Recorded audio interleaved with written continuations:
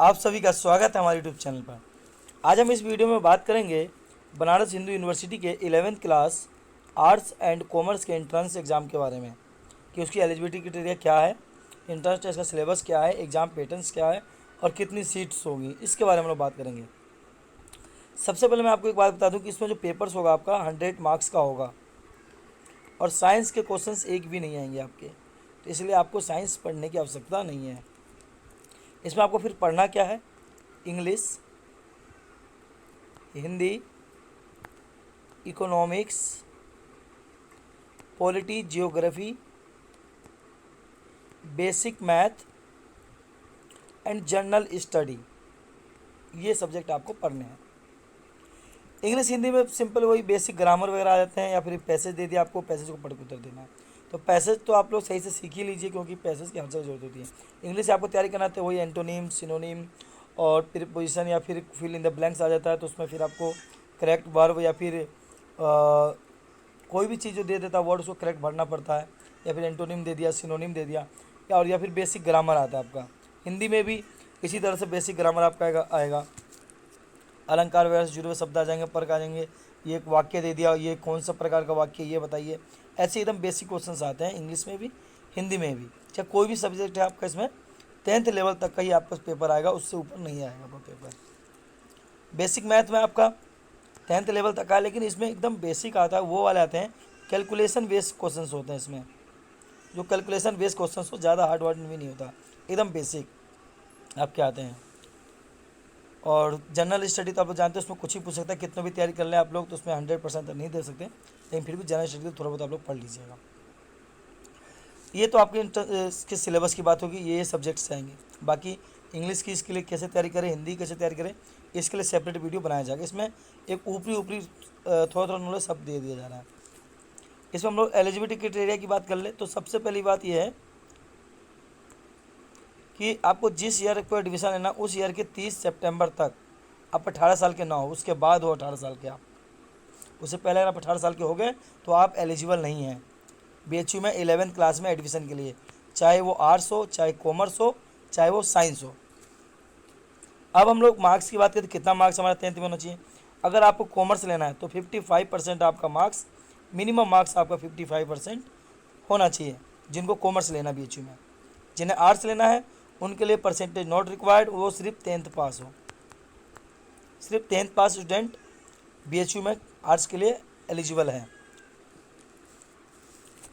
अब इसमें एक चीज़ ये बात ये भी है कि आप लोग का मिनिमम मार्क्स जो हो, आप लोगों का जो इंट्रेंस एग्ज़ाम दें आप, अब मैं इंट्रेंस एग्ज़ाम की बात कर रहा हूँ, उसमें अगर आप जनरल कैटेगरी से आपको 30% मार्क्स आपका मिनिमम होना चाहिए। हालांकि जो कट ऑफ बनता है वो मैक्सिमम से बनता है, लेकिन इतना से कम रहेगा आपका तो आप उसमें एलिजिबल है ही नहीं, ना वेटिंग लिस्ट में ना किसी लिस्ट में, आप बाहर हैं रेस से। यानी आपको कोई उम्मीद ही नहीं कि उसमें एडमिशन होगा। 33 से कम जनरल के लिए, और SC ST के लिए 25% से कम होता। और ये जो नियम है 25 का 30 का, चाहे एम्प्लॉय SC ST हो चाहे एम्प्लॉय जनरल हो, ये सब पे लागू होता है एक जैसा।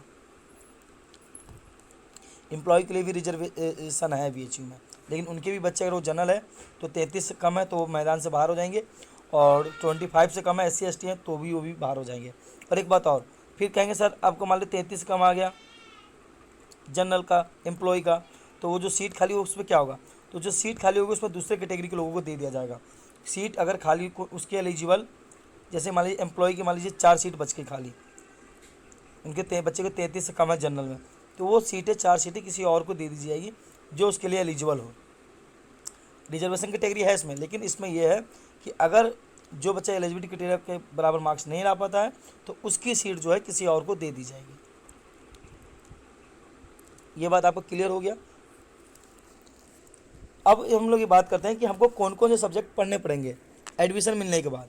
अगर आपने कॉमर्स में एडमिशन लिया है, आपका मान लीजिए कॉमर्स में एडमिशन होता है, तो आपको पढ़ना पड़ेगा इंग्लिश कोर, अकाउंटेंसी,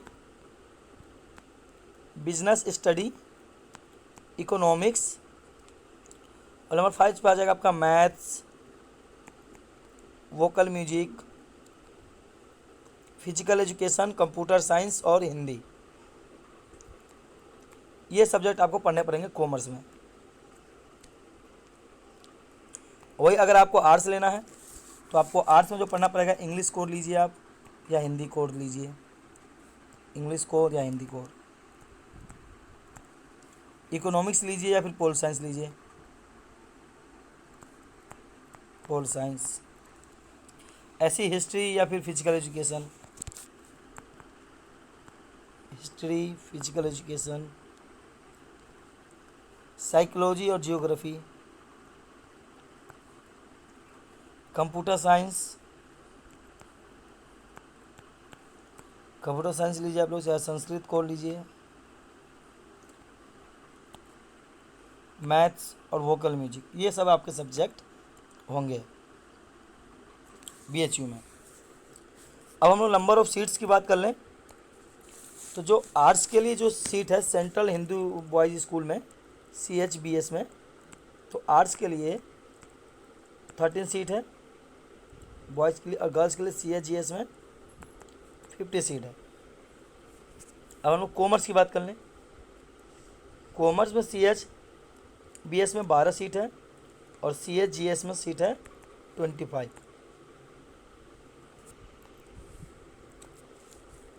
अब इसमें जो पेड सीट होते हैं तो उनकी जो फीस होती है ज़्यादा होती है, तो हम इनकी बात कर ले कितने सीट है। तो आर्ट्स में जो पेड सीट है वो 5 है, कॉमर्स में जो पेड सीट है वो भी 5 है। जो पेड सीट में इनमें उतना ज़्यादा अंतर नहीं, इसमें अंतर इतना ही है कि जो पेड सीट होती है इनकी जो फ़ी होती है ये ज़्यादा होती है, थोड़ी फीस इनकी ज़्यादा होती है। बाकी और आपको जैसे कि किसी भी एंट्रेंस की हम लोग तैयारी करते हैं तो हम लोगों को एक चीज़ पता होना चाहिए कि स्पीड। अब बात करें इसको हम क्वालिफाई कैसे करें इस एंट्रेंस एग्ज़ाम को, तो कोई सा भी कॉम्पिटिटिव एग्ज़ाम हो उसमें स्पीड और एक्यूरेसी, ये दो चीज़ें आपकी बहुत ज़्यादा मायने रखती है। अगर ये दो चीज़ आपकी अच्छी है तो आपको सक्सेस उस एग्ज़ाम में ज़रूर मिलेगा। तो स्पीड और एक्यूरेसी कैसे आएगी सही, ये आप लोग प्रीवियस ईयर के क्वेश्चन पेपर सॉल्व कीजिए जितना कर सकते हैं, और एक चीज़ को बार बार पढ़िए और रिवीजन करते रहिए बार बार देख देख के। रिवीजन करने से ये होगा कि आपके दिमाग में रहेगा। जैसे आपने क्वेश्चन पढ़ा, अच्छा विश्व भूमंडल डे कब मनाया जाता है, तो अच्छा 8 मार्च, तुरंत आपने टिक लगा। आपको नहीं पता है या आपने ढंग से रिवीजन नहीं किया तो आप कन्फ्यूजन में होगी ये होगा या ये होगा, तो उसमें क्या होगा, आपका स्पीड कम होगा। स्पीड कम हुआ, अगर आप जल्दबाजी में करें कन्फ्यूजन में तो आपका एक्यूरेसी गलत हो जाएगा, तो एक चीज़ ख़राब हो जाएगा, या स्पीड ख़राब होगा या एक्यूरेसी ख़राब होगा। आपको दोनों अच्छी करनी है, तो इसके लिए आप प्रैक्टिस कीजिए। और आपको प्रीवियस ईयर के क्वेश्चन पेपर चाहिए तो आप हमें व्हाट्सएप पे मैसेज कर सकते हैं जो इसमें नंबर दिया हुआ है, या फिर आप हमारे टेलीग्राम लिंक से भी ज्वाइन हो सकते हैं। ठीक है, धन्यवाद, मिलते हैं अगले वीडियो में।